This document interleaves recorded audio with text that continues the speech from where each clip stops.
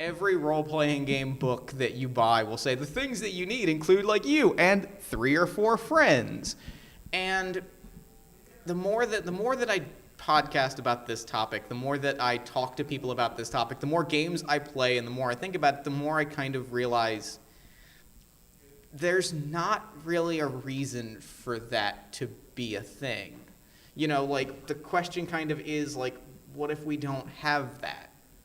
You know, like, there's a quote from my best friend years ago. We've been playing role-playing games since high school, and one of the things he said to me was, there's 2 great things about Dungeons & Dragons. There's rolling dice, and there's telling stories.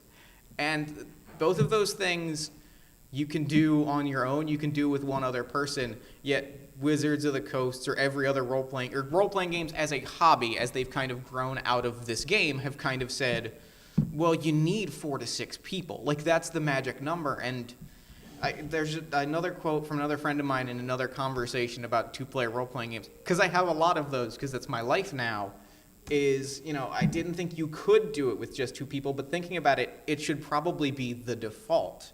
Because if we break down Dungeons & Dragons, or role-playing, I use Dungeons & Dragons as shorthand for role-playing games a lot. It's a thing. But if you break down role-playing games as a hobby into sort of its basic component parts, what we are doing is a collaborative storytelling exercise. That can be done with 2 people. Like, what you know, if you strip away dice and games and mechanics and all of the things, if you break it down to its barest, like the lowest, simplest component, that is person A and person B collaborate on a story and they tell it, they each put something in the pot and they make something from it. So this has always been a thing that's really interested in me. You know, it's been a thing that I've thought about a lot of what does that look like? What do those games feel like? What makes those games different? And so that's kind of what this is about. Kind of the big picture, it's kind of like what makes games designed for 2 people. What does that look like? What makes those games different? What are the strengths and challenges of those games? And then breaking down the question of, like, how do I run D&D, D&D being, like, your favorite role-playing game of choice, with just a party of 1? What does it look like if it's just me and one other person and we want to play a game like Dungeons & Dragons together?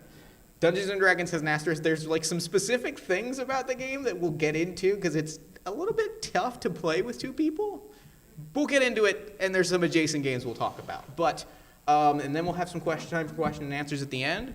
And along the way, I will be recommending some of my favorite games, because there's kind of been a cool thing, and especially being, like, in this space for the last few years, is there's kind of been, and it kind of correlates with, like, the explosion of role-playing games in general and the sort of explosion of crowd-funded projects, that there has been this explosion of people designing games in spaces outside of the traditional Dungeons & Dragons tabletop experience.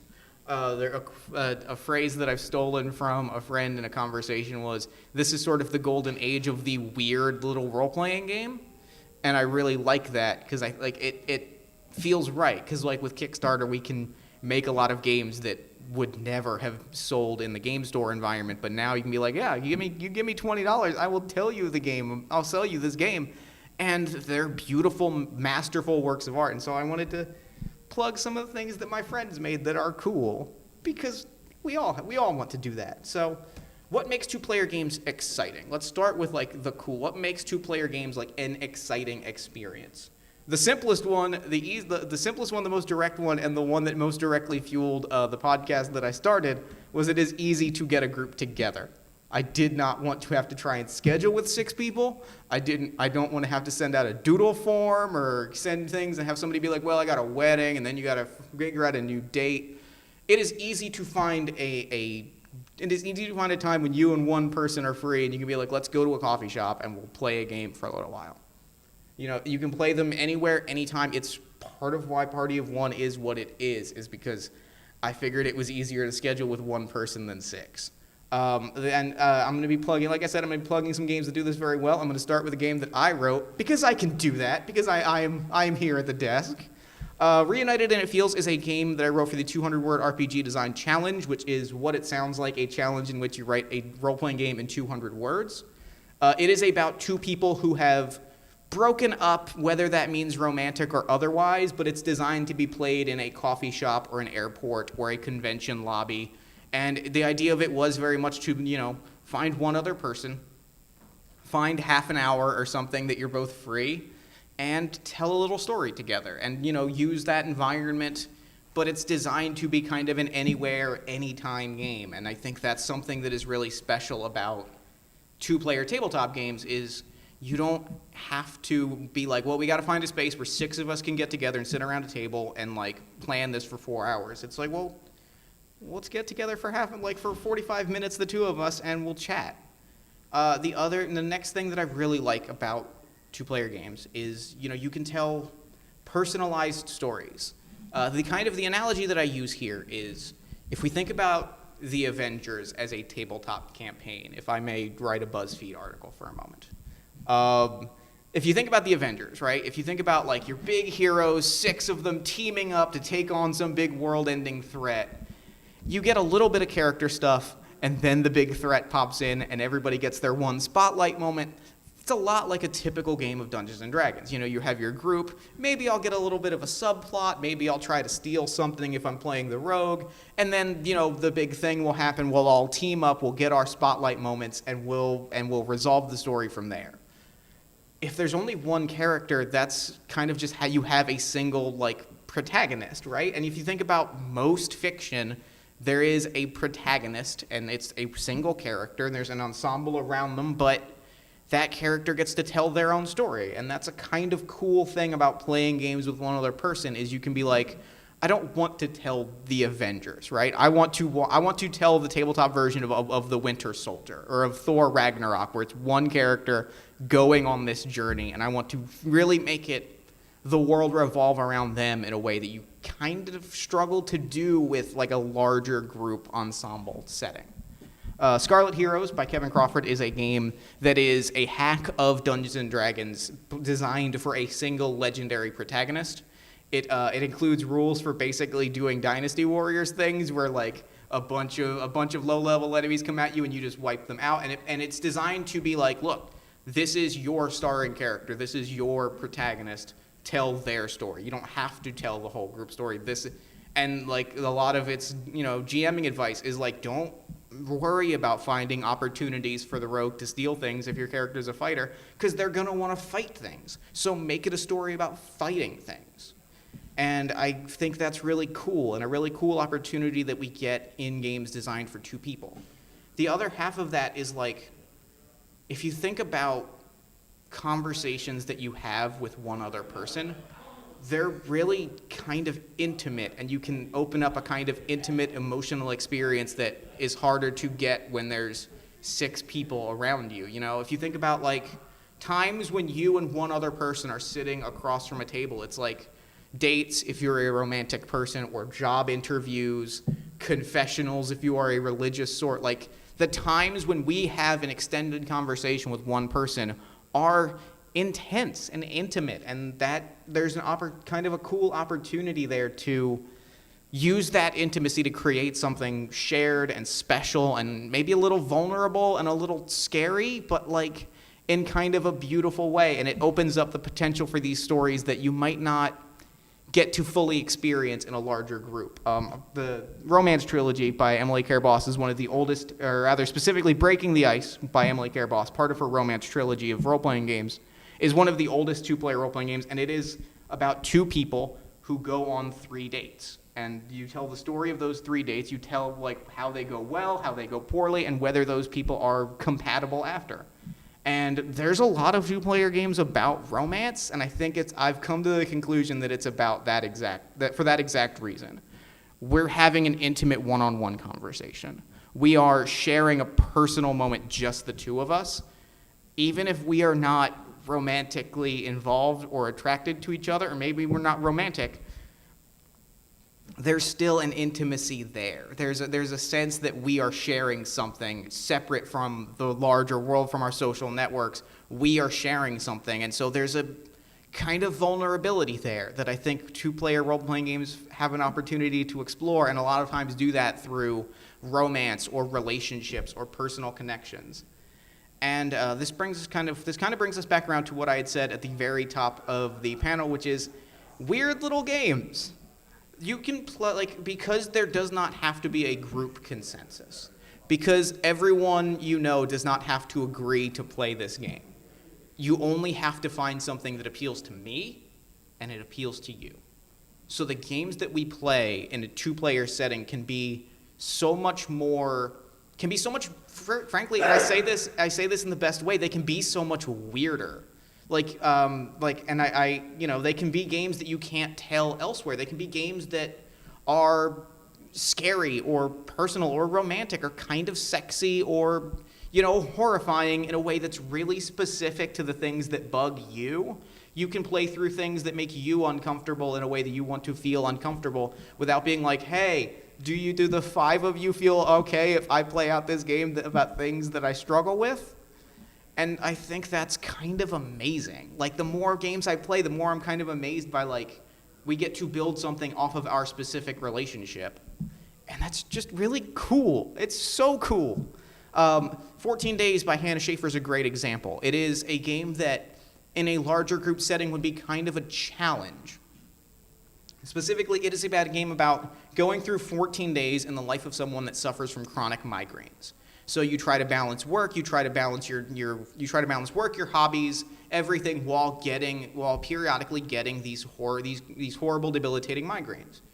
It's a game that in a larger group setting you could pitch it and if 2 people in your group are like, I don't really want to play that game, it kind of becomes, oh well, okay, well then I guess we're playing D&D again. But if I am someone, and I am someone that gets migraines fairly regularly, and if you are someone that either also gets them and you want to kind of tell stories about our experience with migraine, or you want to just better understand what that feels like, then the 2 of us can go somewhere and play 14 days. And we don't have to try and get a group together. We don't have to try and, get 4 other people interested in living 2 weeks with migraines. You just say, okay, this is a thing that I'm passionate about. This is a thing you want to learn more about. Let's go grab a room. Let's grab a corner of the tabletop room at MAGLabs, and let's play out this cool game. And I keep kind of alluding to it, but the other thing that I really like about two-player games is they're fast. The story I have here is when I started podcasting, I took cues from other actual play podcasts that usually run in the 4 to 6 hour range for a session, as well as just con games, personal games, etc. I was like, when I'm scheduling with a guest, I should put aside somewhere in the area of 4 hours. And it took about half a dozen of me saying, hey, put aside 4 hours for our recording, and then after an hour going, all right, I think we're done. I think we've played the game. I think we've done everything we can do. Going, oh, I think we just don't have to play for that long. Because if you think about an average game of Dungeons & Dragons, if you think about, you've got 4 to 6 people, it's about 4 hours, everybody gets a little time in the spotlight, then you kind of fade back.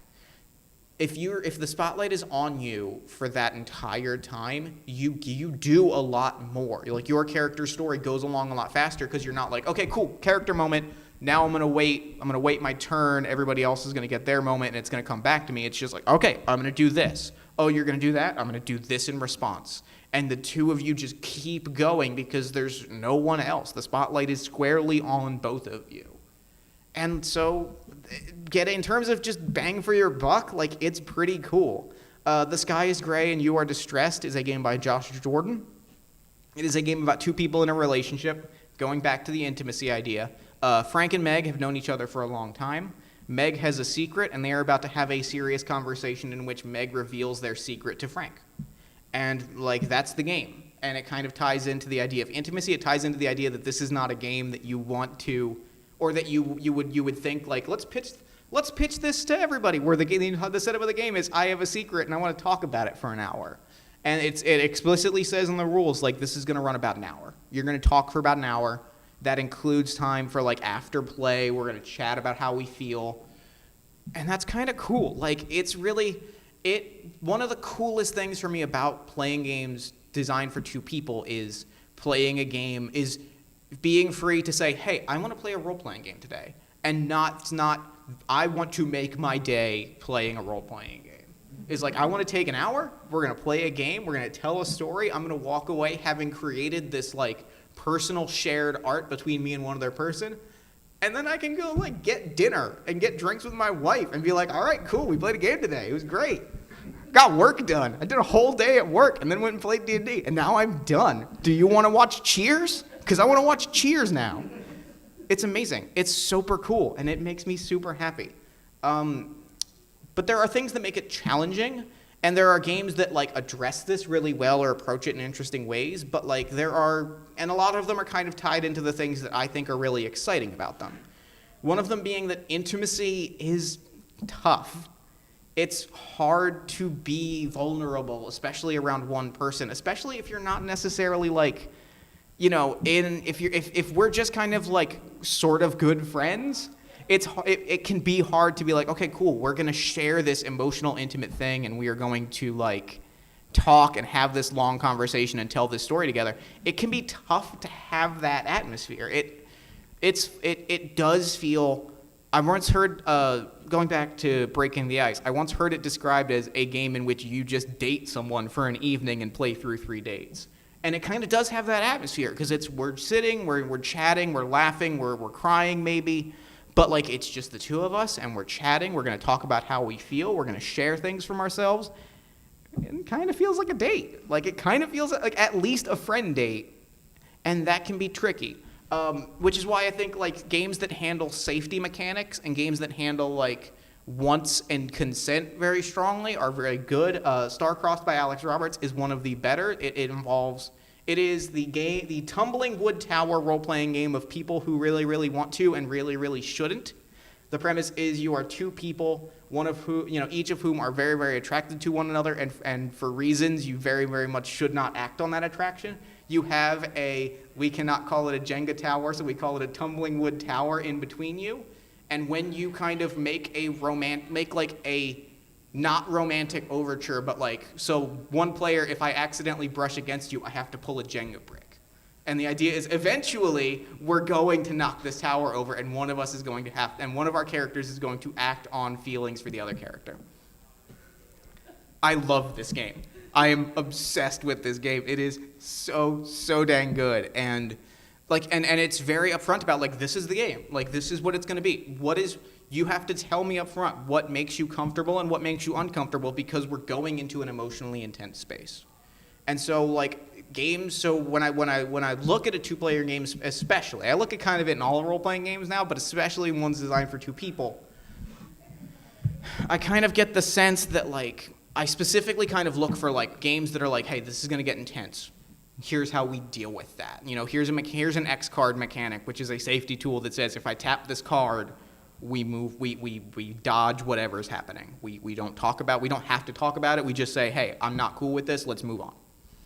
And I think that's kind of important because, like I said, intimacy is tough. And the other thing is, the spotlight is always on. Like I said, like it's cool because you're telling stories very quickly. You're telling very personal stories. But much like if you are running a panel at a convention, the spotlight is always on you. And you can't just be like, okay, cool, watch. Let me demonstrate. Okay, cool, sounds good. See, that doesn't work. That doesn't work because there's not 6 other people here to be like, okay, cool, my turn to speak, great. If the spotlight is on you, you have to just accept that and like run with it and roll with it and own that fact that like, okay, it's on the 2 of us to tell this story. And there's this idea that like, you know, it's about you, like it digs into it. And I really like the game, the last one. It's a horror game. It kind of ties into the idea of intimacy because it's a horror game that says up front, name 3 things that like scare you in a fun way. Like, you know, not things that are going to upset you or like ruin your gameplay experience, but name 3 things that are going to frighten you if they come up in play. And like that's kind of cool, both in an intimacy way because you're telling a horror story, so these are the things that are going to give you that really good like, oh god, horror experience. But also in terms of like, well, if this is my horror story, then the spotlight's going to be on me. I have to be scared. Here are the things that are going to do that. If the spotlight's going to be on me, I have to own that and do that. And I think that's really cool. The other thing, especially if you're coming at it from sort of like D&D or sort of that broader party structure, is it can be hard to accept that you're on your own. It can be hard to accept that even if you're playing a GM-less game, it can be hard to accept that like there's only 2 people here. You know, we don't have like a quote-unquote balanced party. We don't have like cool interdynamics like, oh, I'm in love with this character, but they secretly like want to sell me out to the assassins, and they're in leagues with this other player, and it creates this experience. It's kind of interesting, and it's a challenge, and it's especially a challenge when you think about the fact that your story kind of starts and ends with you. Like, coming at it from Dungeons and Dragons, like, there's no party resurrections. There's no, if a character dies in a D&D game and there's 5 of us, we can put their body on a cart, take it back to town, pay the town cleric 1,000 gold, cast a resurrection spell, and boom, your character's back to life. And you've lost maybe half an hour of gameplay, or you die for good and you just roll up a new character, but the game keeps going, we keep solving the mystery.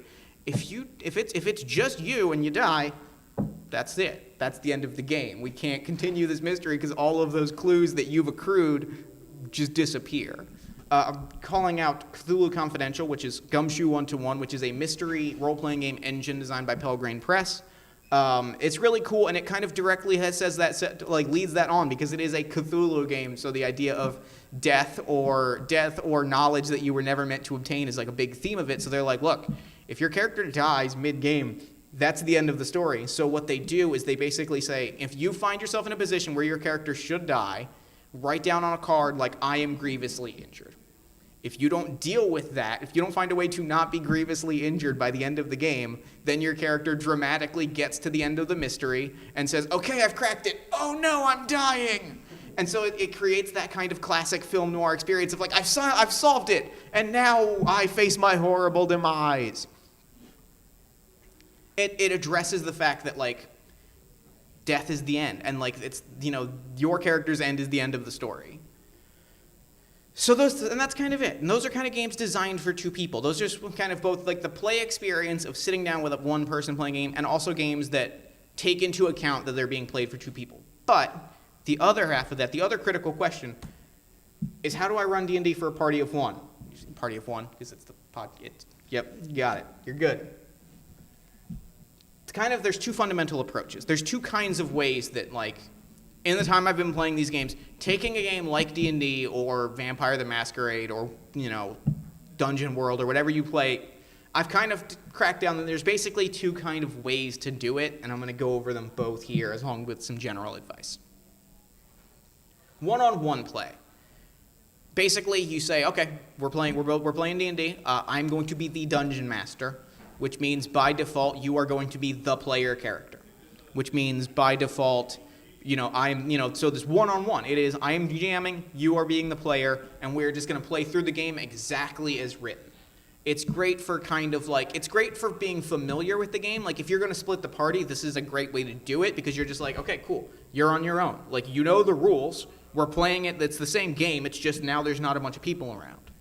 The challenge is kind of that it limits, you know, especially in games, this is kind of where I want to talk about D&D, because D&D is, you know, especially as you get into the later editions, heavily, like, fine-tuned by a team of experts to be played with a party that each player fills a different role. So if you cut out 3/4 of that, it becomes a real challenge. You have to, like, challenge ratings don't work with one player, because you're like, okay, cool, this is a level 10 monster, great.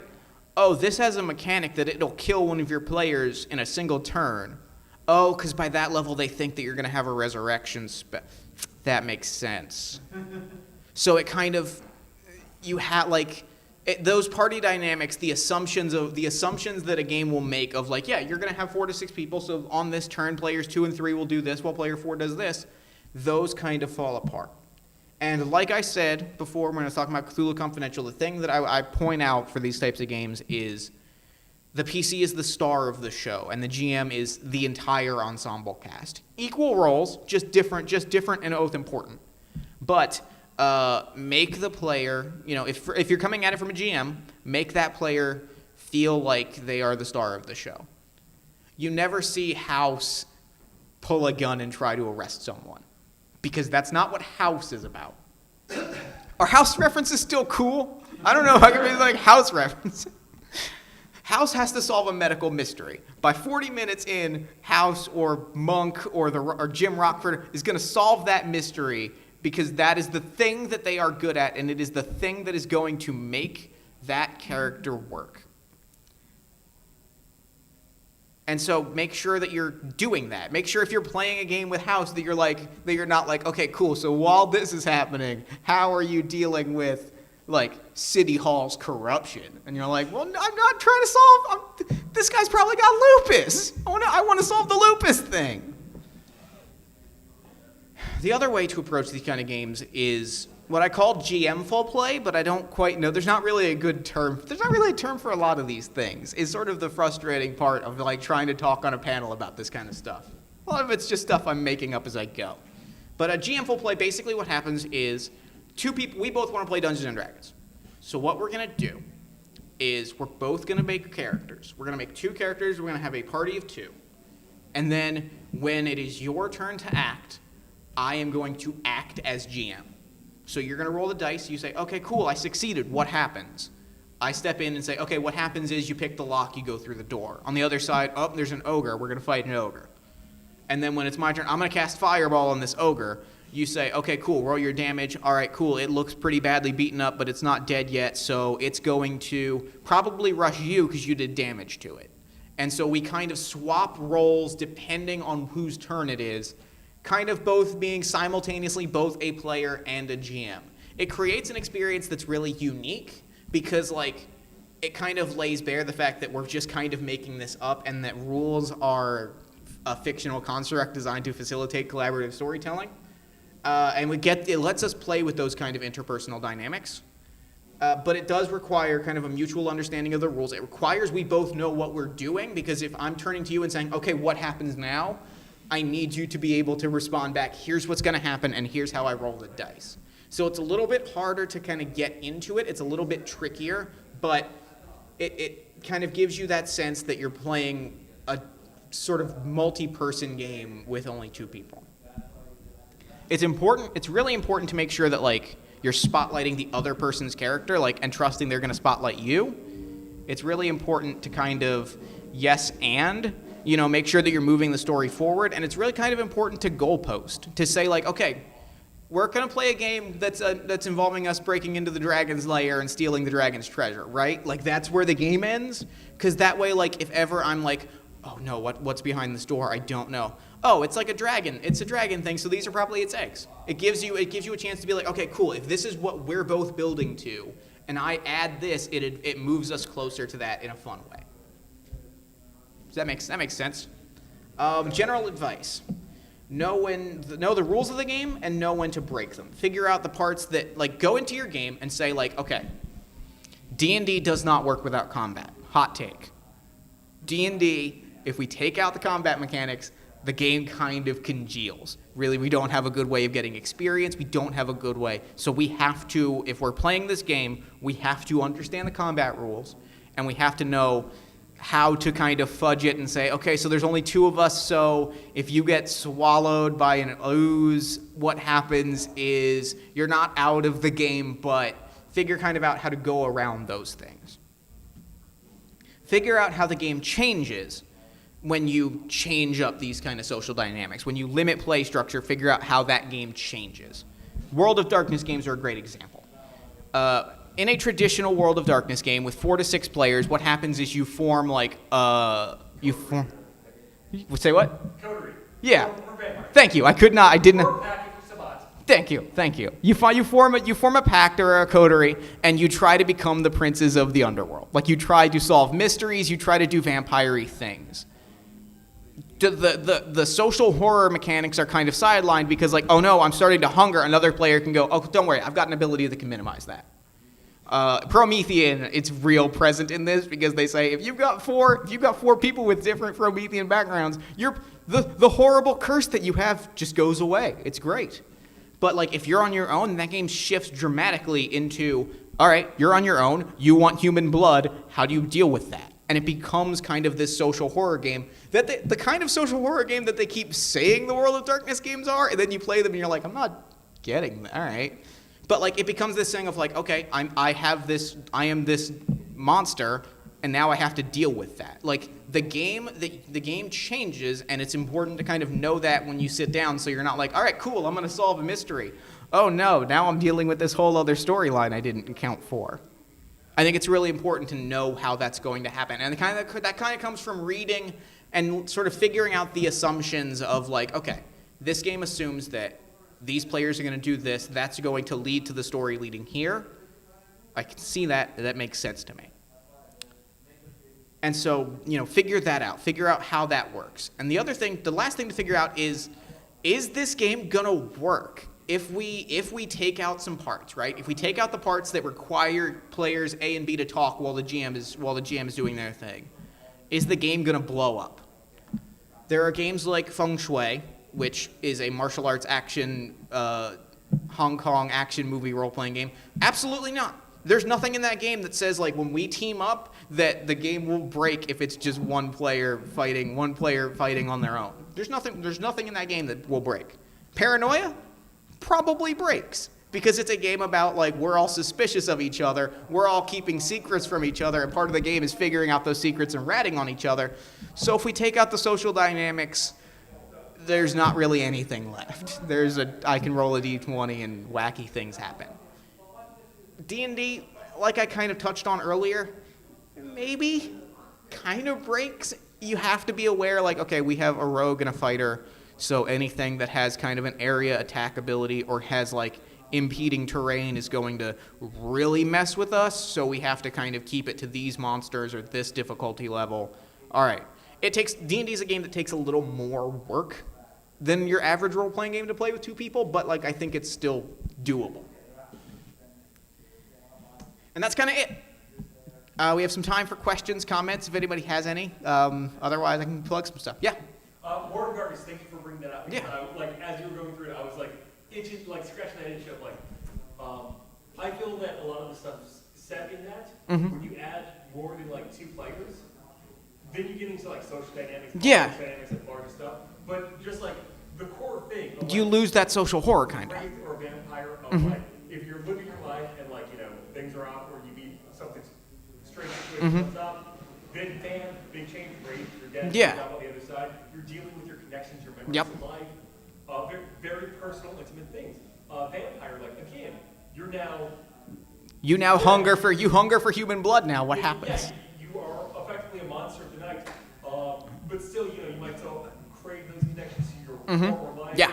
Are you running away from your life? Are you trying to embrace your life? Are you trying to juggle these emotions, these things that, just beautiful. Yeah. Thank you. Of course. Promethean, I mentioned it, but Promethean, so the premise of Promethean the Created, because it is a two-player game that they then erroneously marketed as a five-person game. The premise is you are Frankenstein's monster, or like a muse creation or something like that. You are something that somebody crafted, imbued with holy fire, and now you're somewhere in between dead and alive. It's kind of like horror movie Pinocchio.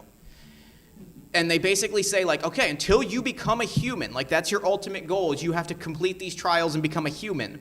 You're going to exist in a state where reality itself does not want you to exist.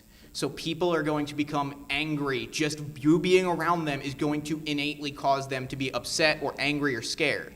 Plants will rot, animals will flee from your presence. Eventually, ghosts will be able to pierce reality and invade just because you stayed in one place for too long. But if there's four of you, that doesn't happen. Having multiple Prometheans in a group undercuts that ability. I think the rule is specifically if they are different kinds. So if you build a balanced party, the rule is that effect diminishes. And I'm the game that you want me to play is one person in this place dealing with the fact that I am trying to become a human as reality is crumbling. I don't want these mechanics. I don't want this thing that's going to say, hey, here's the role that my three friends are going to play in this. I want the game that's going to be how do I do good in a world that is slowly closing its hands around my throat. And so there are some games that really do pop and turn into, oh, this is a whole different experience, and I like it. And so I love that. I think it's super cool. Yeah. I have a question. Recommendations. So I played some role-playing games with Sure. my son. Who's like 10 and interested in D&D, and like you have to modify the rules. Yeah, right. Sure. Are there any good examples for like that kind of like? Yeah. Have you heard of No Thank You Evil? No. It is a game by Monty Cook Games. It is specifically designed to be played with like younger players. It is a game that is was designed from the outset as a game that is a simplified version of their other games, Numenera and the Cypher system, but it's specifically designed to be played with younger players. Like, they've simplified the mechanics. They've kind of streamlined things to say, like, okay, instead of kind of describing your character's like abilities, we're just going to ask, what's your character's deal? And like, it's a very specific game, and it plays really well with two people, and it is a game that is specifically kind of designed for that experience. No Thank You Evil. Of course. I love recommending games for people, so if anybody just wants to ask me to recommend them a game, it is my favorite thing to do. If nobody else has any, yeah. So yeah, intimate things and like focus Mm-hmm. on single player. You mentioned I think one-on-one. That's Yeah. great for side quests or even DDS. Yeah. Side quests or intimate moments. Any recommendations on initiating that from a larger game, like especially if most of the group left, you have two players. Yeah. Okay, you can have a small thing here, a small thing there. Any other? I kind of think the best way to do that is just literally to be like, hey, you wanted to do this, there was this, like, your character, like, the character in question probably has some kind of, like, story seed that, a personal example is I'm playing in a D&D game, and one of the characters desperately wants to join the Thieves Guild, right? Like, the global, earth-spanning Thieves Guild, vaguely Illuminati-esque. And I keep trying to, like, put seeds in of, like, okay, cool, if you do this at this time, like, I can move this story forward. I think my recommendation with zero context is, if you, like, I think the best thing to do is just straight up be like, hey, cool, like, that thing that you've been trying to, like, move forward? We could just play the game real quick and, like, see what your character's doing when everyone else is in their downtime. Be like, okay, cool. You guys, you stole the dragon's treasure, right? Like, we've done that. You're back in town. You're in town for a few days. If you want to try and steal the mayor's magical book, we could play through that right now, and then just go from there and be like, okay, cool. We're gonna do this. Let's play it out. Especially if you're there and everyone else is left. If you want to try and plan it, I always just say kind of shoot them an email and be like, hey, like, do you want to do this? You can come over before everybody else, or we can plan it, the day before. And then that kind of opens up the really cool possibility of, like, if you do this and the rogue steals the mayor's magical book, next session you can just tell everybody else, hey, the mayor's magical book is gone. Does anybody know where that is? And your rogue just gets to be like, could be anywhere. Could be anywhere. Somebody probably stole it. Somebody probably real good at stealing things. By the way, I have a bunch of gold. I don't know if anybody else got rich between sessions, but I got kind of rich. And I think it creates a great opportunity for you to, and it kind of gives that experience, going back to the Avengers analogy, it gives that experience of, like, suddenly Thor is making jokes and hanging out with the Guardians of the Galaxy because he got a little weird in his solo game, and you're like, okay, now we have to lean into that.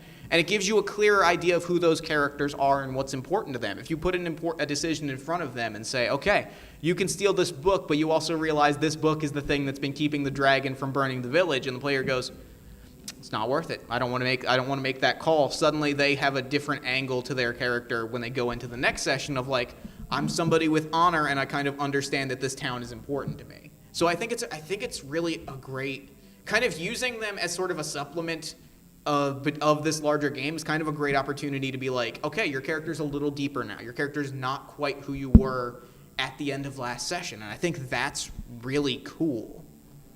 I hope that answered your question even a little bit. It touched your level buttons because, like, I had a player death, PC death recently in a game I've been running.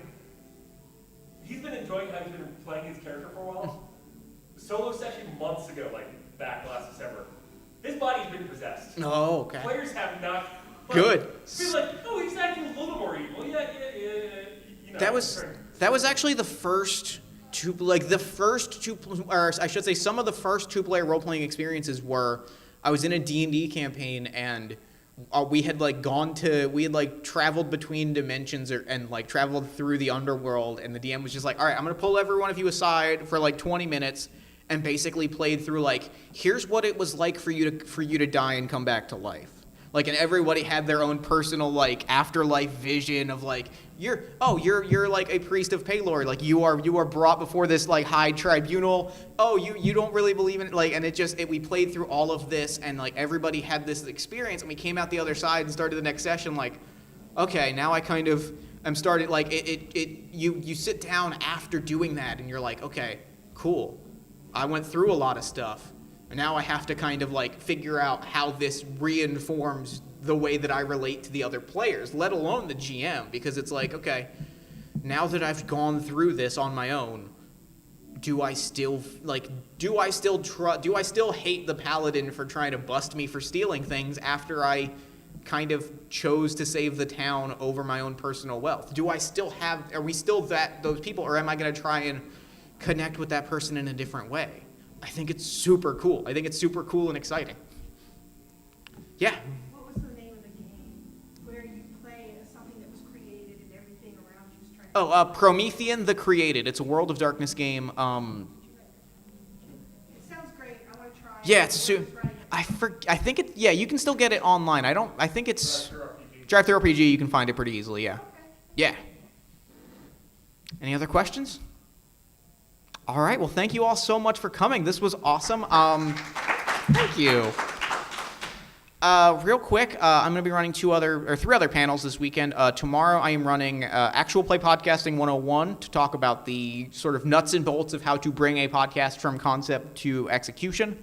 I'm also talking about getting started with tabletop role-playing games, how to plan your first game night, how to pick the game, how to go over safety stuff, etc. And then I am doing a live Party of One episode on Sunday afternoon, and that's going to be super fun. You can find me on Twitter at Party of One Pod. You can find the podcast at partyofonepodcast.com. There are big lists of recommended games and stuff, and that's pretty much it. Thank you all so much. This has been fantastic.